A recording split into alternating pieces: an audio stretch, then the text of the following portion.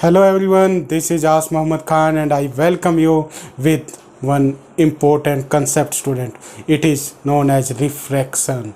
Yes, many times you observe student that when you put the pencil inside the water glass, then what you observe the bending of the pencil. Why do you observe that bending of the pencil, student?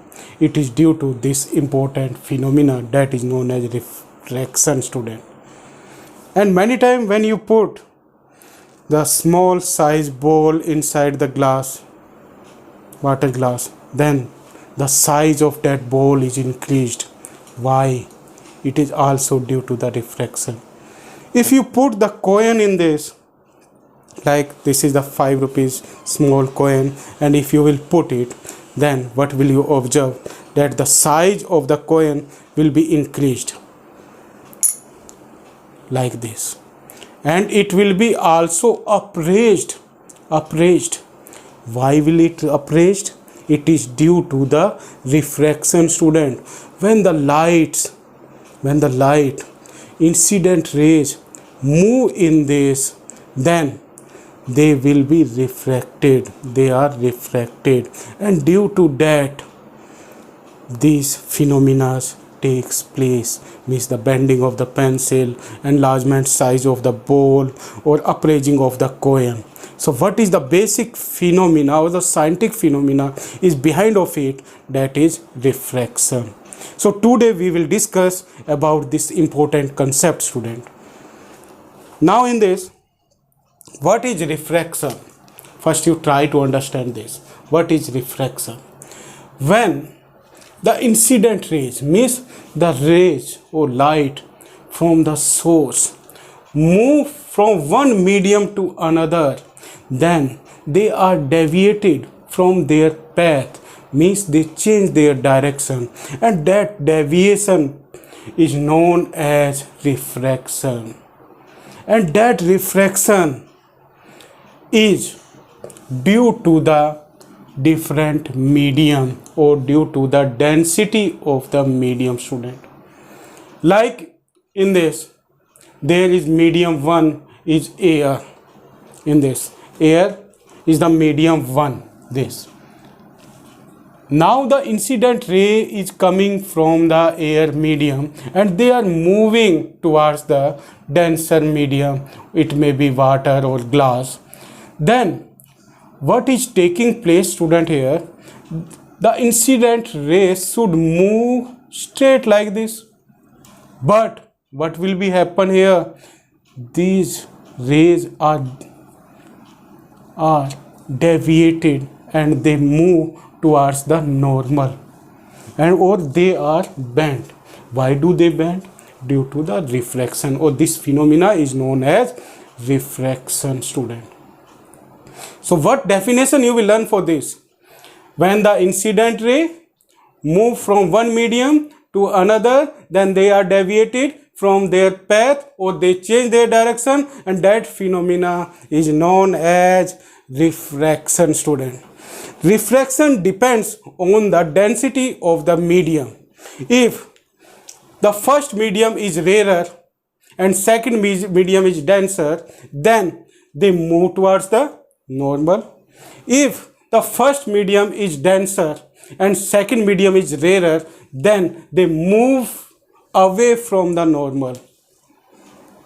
So refraction depends on the density of the medium, student.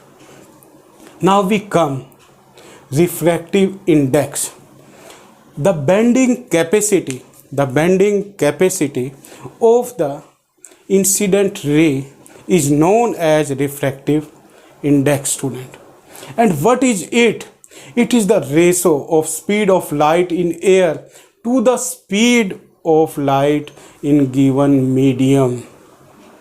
So the ratio of the speed of light in air or vacuum to the speed of light in given medium is known as refractive index.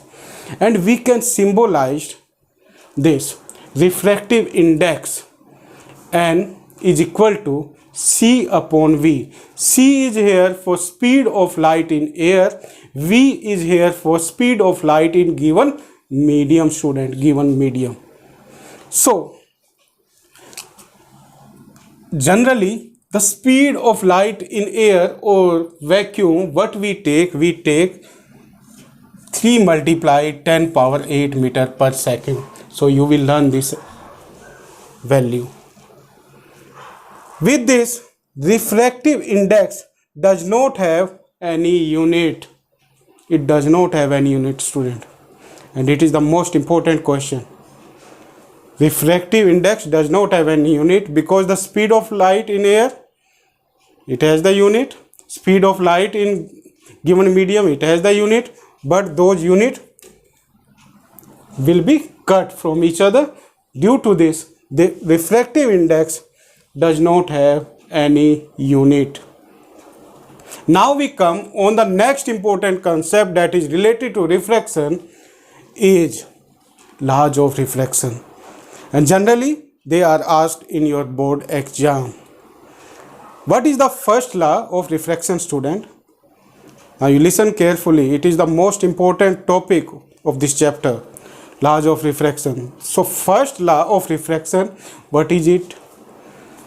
The incident ray and the refracted ray and the normal all lie on the same plane. Here is on this point O.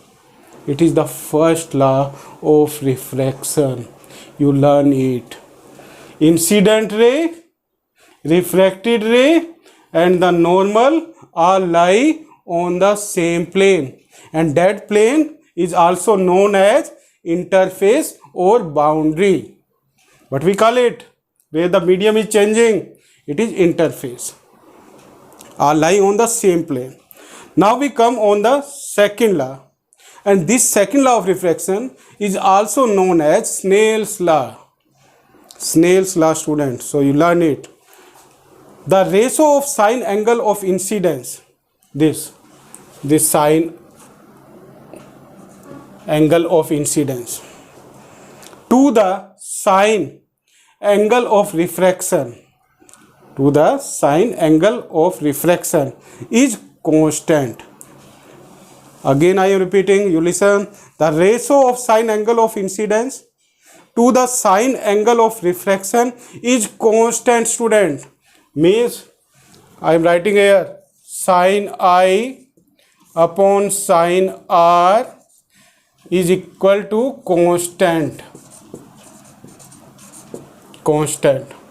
It is the second law of refraction, and this constant is always equal to the refractive index. So you can write here equal to refractive index. So it is the second law of refraction, that is also known as law of refraction, student. So today we have covered 3 topics: refraction, refractive index and laws of refraction. Now after this we will study about the lenses, and the lenses are based on refraction. Means the ray diagram that you will draw in the case of the lenses, in which what scientific phenomena will take place, it is refraction. So after this we will discuss on the lenses. So thank you very much and have a nice day.